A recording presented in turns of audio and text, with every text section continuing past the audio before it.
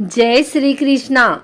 आज शनिवार के दिन आइए सुनते हैं शनिदेव और सूर्यदेव की यह कथा। धर्म ग्रंथों के अनुसार सूर्य की द्वितीय पत्नी के गर्भ से शनिदेव का जन्म हुआ।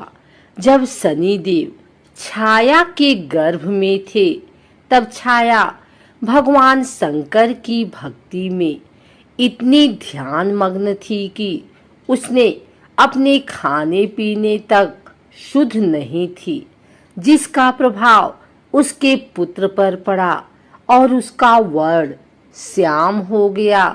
शनि की श्याम वर्ण को देखकर सूर्य ने अपनी पत्नी छाया पर आरोप लगाया कि शनि मेरा पुत्र नहीं है।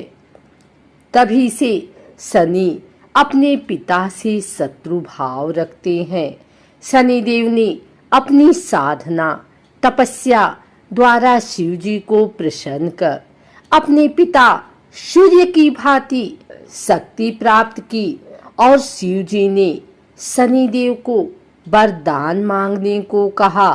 तब शनिदेव ने प्रार्थना की कि युगों युगों में मेरी माता छाया की पराजय होती रही है।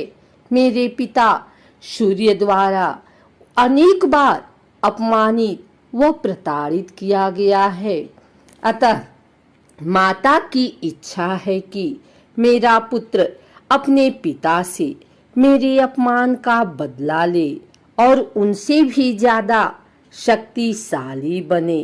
तब भगवान शंकर ने वरदान देते हुए कहा कि 9 ग्रहों में तुम्हारा सर्वश्रेष्ठ स्थान होगा। मानव तो क्या, देवता भी तुम्हारे नाम से भयभीत रहेंगे। शनि के संबंध में हमें पुराणों में अनेक आख्यान मिलते हैं। माता के छल के कारण पिता ने उन्हें श्राप दिया।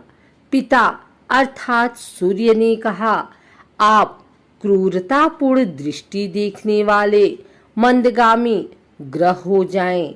यह भी आख्यान मिलता है कि शनि के प्रकोप से ही अपने राज्य को घोर दुर्भिक्ष से बचाने के लिए राजा दशरथ उनसे मुकाबला करने पहुंचे तो उनका पुरुषार्थ देखकर शनि ने उनसे वरदान मांगने के लिए कहा।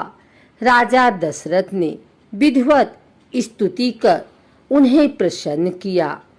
पद्म पुराण में इस प्रसंग का सविस्तार वर्णन है।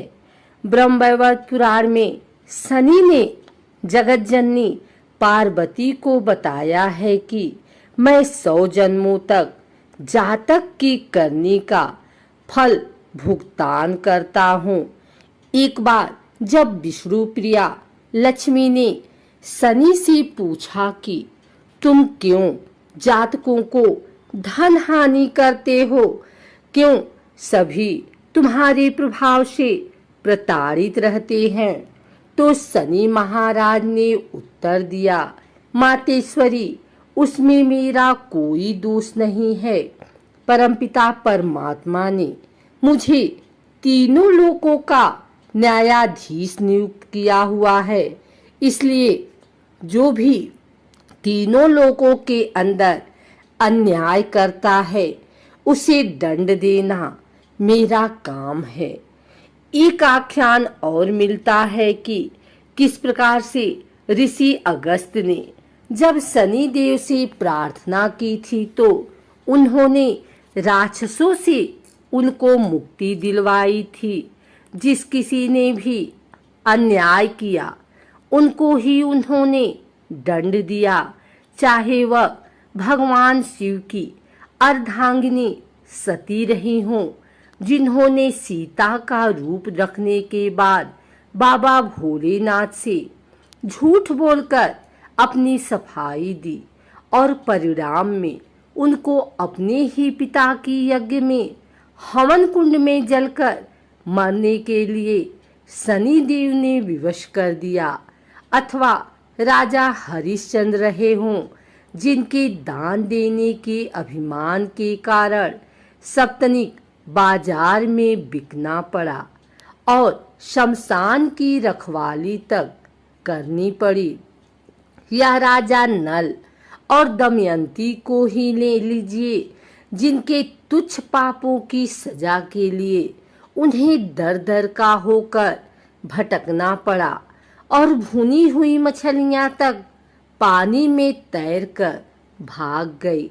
फिर साधारण मनुष्य के द्वारा जो भी मनसा वाचा कर्मणा पाप कर दिया जाता है, वह चाहे जाने में किया जाए या अनजाने में, उसे भुगतना तो पड़ेगा ही। एक और कथा के अनुसार रामायण काल में एक समय शनि को अपने बल और पराक्रम पर घमंड हो गया था। उस काल में हनुमान जी के बल और पराक्रम की कीर्ति चारों दिशाओं में फैली हुई थी। जब शनि को हनुमान जी के संबंध में जानकारी प्राप्त हुई तो शनि बजरंगबली से युद्ध करने के लिए निकल पड़े। एक शांत स्थान पर हनुमान जी अपने स्वामी श्री राम की भक्ति में लीन बैठे थे। तभी वहां शनि देव आ गए और उन्होंने बजरंगबली को युद्ध के लिए ललकारा। युद्ध की ललकार सुनकर हनुमान जी शनि देव को समझाने का प्रयास किए, लेकिन शनि देव नहीं माने और युद्ध के लिए आमंत्रित करने लगे। अंत में हनुमान जी भी युद्ध के लिए तैयार हो गए। दोनों के बीच घमासान युद्ध हुआ। हनुमान जी ने शनि को बुरी तरह परास्त कर दिया। युद्ध में हनुमान जी द्वारा किए गए प्रहारों से शनि देव के पूरे शरीर में भयंकर पीड़ा हो रही थी। इस पीड़ा को दूर करने के लिए हनुमान जी ने शनि देव को तेल दिया। इस तेल को लगाते ही शनि देव की समस्त पीड़ा दूर हो गई। तभी से शनि देव को तेल अर्पित करने की परंपरा है। उनके जीवन की समस्त परेशानियां दूर हो जाती है और धन अभाव खत्म हो जाता है। जबकि एक अन्य कथा के अनुसार जब भगवान की सेना ने सागर सेतु बांध लिया, तब राक्षस इसे हानि न पहुंचा सके, उसके लिए पवन सुत हनुमान को उसकी देखभाल की जिम्मेदारी सौंपी गई। जब हनुमान जी शाम के समय अपने इष्ट देव राम के ध्यान में मग्न थे, तभी सूर्यपुत्र शनि ने अपना काला कुरूप चेहरा बनाकर क्रोधपूर्ण कहा, हे बानर, मैं देवताओं में शक्तिशाली शनि हूँ। सुना है तुम बहुत बलशाली हो। आंखें खोलो और मेरे साथ युद्ध करो। मैं तुमसे युद्ध करना चाहता हूँ। इस पर हनुमान ने विनम्रता पूर्वक कहा, इस समय मैं अपने प्रभु को याद कर रहा हूँ। आप मेरी पूजा में विघ्न मत डालिए। आप मेरे आदरणीय हैं। कृपा करके आप यहाँ से चले जाइए। जब शनिदेव लड़ने पर उतर आए तो हनुमान जी ने अपनी पूंछ में लपेटना शुरू कर दिया। फिर उन्हें कसना प्रारंभ कर दिया और जोर लगाने पर भी शनि उस बंधन से मुक्त न होकर पीड़ा से व्याकुल होने लगे। हनुमान ने फिर सेतु की परिक्रमा कर शनि के घमंड को तोड़ने के लिए पत्थरों पर पूंछ को झटका दे देकर पटकना शुरू कर दिया। इससे शनि का शरीर लहूलुहान हो गया, जिससे उनकी पीड़ा बढ़ती गई। तब शनिदेव ने हनुमान जी से प्रार्थना की कि मुझे बंधन मुक्त कर दीजिए। मैं अपने अपराध की सजा पा चुका हूँ, फिर मुझसे ऐसी गलती नहीं होगी।